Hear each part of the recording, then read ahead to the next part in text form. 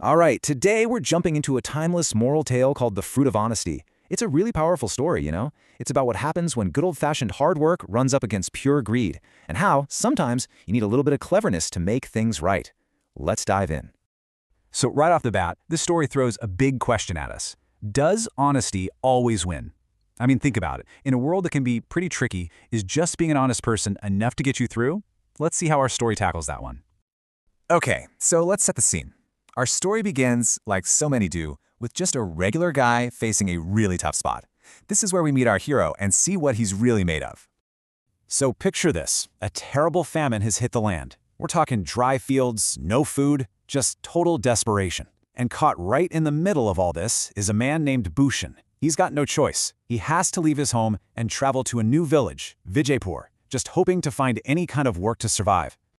In this new village, he meets a wealthy farmer named Jagat Seth, who gives him a job offer. But man, look at these terms. He has to take care of 100 animals, that's backbreaking work, for only 200 rupees a month. Now the deal does come with 2 meals a day and a place to sleep, but that place is in the cow shed. For someone like Bhushan, who's got nothing, this is a lifeline he just has to grab. But you know what? Bhushan takes the job. And he doesn't just do it. He pours his entire soul into it. He lives by these 2 core values you see here. Mehnat aur imandari, which means hard work and honesty. He's up before the sun, he cleans those sheds like they're his own home, and he cares for the animals with incredible dedication. And believe me, that kind of effort gets noticed. And you can really see his hard work paying off. It's pretty amazing, actually. After just 1 year of doing an incredible job, Jagat Seth is so blown away that he doubles Bhushan's salary. And over the next few years, that dedication just keeps building.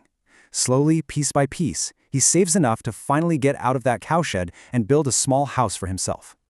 So, after all those years of grinding away, it all comes down to this number, 5,800 rupees. That's his entire life savings, every single rupee earned through sheer hard work. And this sum, this is what kicks off the central conflict of our story. So Bhushan has finally built something for himself. But of course, with success comes a new problem, right? A really dangerous one. How does he keep his hard-earned money safe? Well, his solution leads him to put his trust in the absolute worst person possible. So word on the street is that thefts are becoming a huge problem in the village, and Bhushan starts to get really worried. He's out working all day, which means his house and all that money is just sitting there, completely vulnerable. So who do you think he turns to for help? Yep, his trusted boss, Jagat Seth. And Jagat Seth, he means well, he really does. He gives him what seems like solid advice. He suggests the local landlord, the zemindar, because his house is like a fortress, and he's heard the guy is super honest and kind. And with that little piece of well-intentioned but terrible advice, Bhushan is sent straight into the lion's den. And this right here, this is the real showdown. It's a total clash of characters. On one side, you've got Bhushan, honest, hardworking, totally trusting. And on the other side, the zemindar, who, as we're about to find out, is the complete opposite. Greedy, deceitful, and just plain cruel. It's a classic battle of good versus evil. So Bhushan goes to the zemindar and explains everything. And the zemindar puts on this incredible act of trustworthiness. He looks Bhushan in the eye and says these exact words, promising his money will be perfectly safe. Bhushan feels this huge wave of relief and hands over his entire life savings, all 5,800 rupees. Let's fast forward 2 more years. Bhushan's still working his tail off and is finally ready to make his big dream come true. He's going to buy his own little plot of land and be his own boss. He's so full of hope as he heads back to the zemindar to get his money. And then, the hammer drops.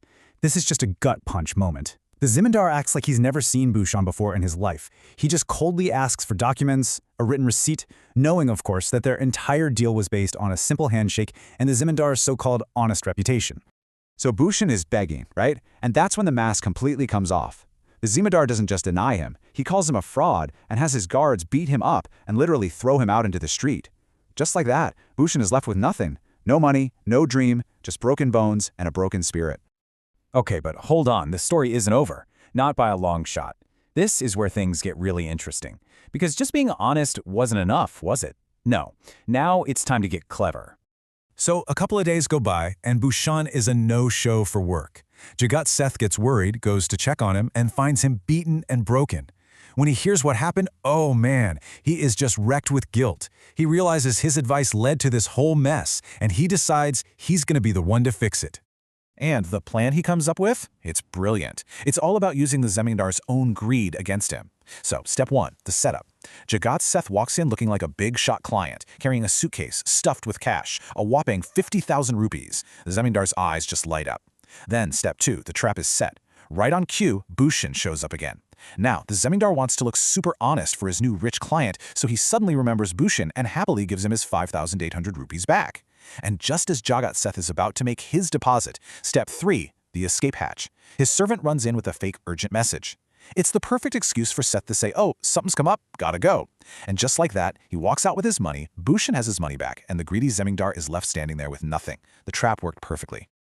So the good guys win, the bad guy gets what he deserves. But what's the big lesson here? What are we supposed to take away from all this?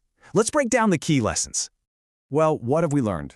For one, it's pretty clear that hard work and honesty really do pay off in the long run, just like they did for Bhushan. But it also shows us that greed is a one-way ticket to your own downfall. But I think the real kicker, the most interesting part, is that sometimes honesty isn't enough on its own. You need a little bit of smarts, a bit of cleverness, to make sure justice actually gets done. And Jagat Seth really just wraps it all up with a bow when he gives the money back to Bhushan. He nails the core message, saying that the person who earns honestly is always protected, but the one who cheats to get ahead will never, ever truly prosper. And that brings us right back to where we started, but with a whole new perspective. The story seems to say that honesty is absolutely the foundation, but it was cleverness that saved the day. So I'll just leave you with this to chew on. In the world we live in today, do you think being clever is just as important as being honest?